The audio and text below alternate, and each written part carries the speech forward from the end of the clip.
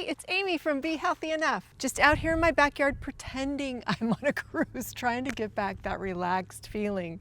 And if you're watching this, chances are you're headed out on a cruise or some sort of summer adventure. Or maybe you're just dreaming about one like me.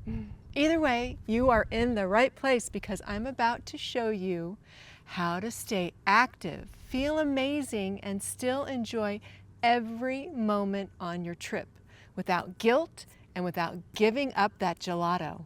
I'm calling this my Sail Strong, your 7-day cruise fitness and wellness series. It's a series of short and doable workouts you can sneak in when you can, whether you're at sea or in port. Let's be real. Vacation schedules change, and you might not be able to do all 7 of these days in a row. That's okay. This isn't about perfection. It's about feeling good enough to enjoy your trip to the fullest. So here's how I suggest you use this series. Pick what you need each day based on how you're feeling. Again, you don't have to do it all. You deserve to feel strong, energized, and confident even while you're out having fun.